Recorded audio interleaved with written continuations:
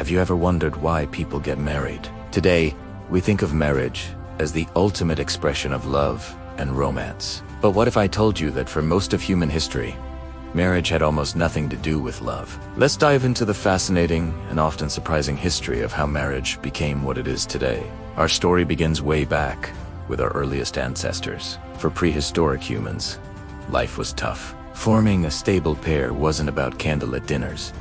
It was about survival. A man and a woman would form a bond to raise children, making it more likely their offspring would survive to adulthood. It was a practical partnership.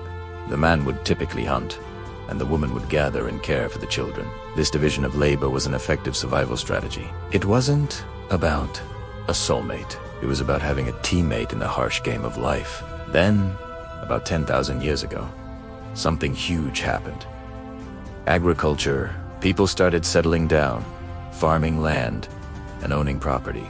This changed everything. Suddenly, it became incredibly important to know whose children were whose. Why? For inheritance. A man needed a legitimate heir to pass his land, his livestock, and his wealth too. Marriage became a formal institution, a way to control property and bloodlines. For the first time, marriage wasn't just about raising kids, it was about securing assets. This is when marriage, as a legal, social contract, really began to take shape.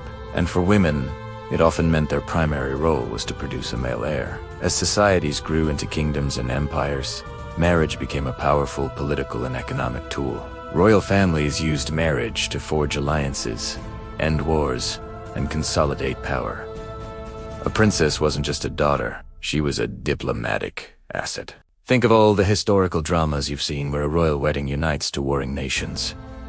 That was real life. For the upper classes, marriage was a business transaction, a way to merge family fortunes and climb the social ladder. Love was a luxury few could afford. Duty and strategy were the priorities. So, where does love fit into all this? The idea of marrying for love is actually a relatively new concept. It started to gain traction around the 18th and 19th centuries. During the Age of Enlightenment and the Romantic era, philosophers and writers began to champion the importance of individual happiness and personal fulfillment. People started to believe that they should have a choice in who they spent their life with. The rise of the middle class and industrialization also played a part. Young people moved to cities for work, gaining more economic independence and freedom from their families. They could now meet and choose partners on their own. By the 20th century, especially after World War II, the idea of the companionate marriage took hold. This was a partnership based on friendship, affection, and mutual interests. The nuclear family ideal. The goal was to find a best friend and a lover all in one.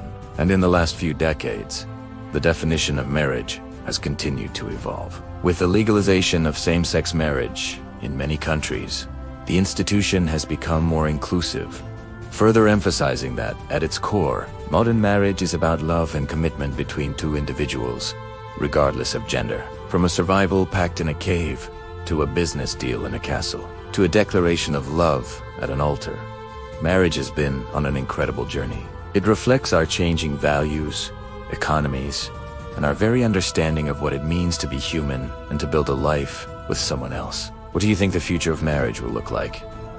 Let me know in the comments below. Thanks for watching.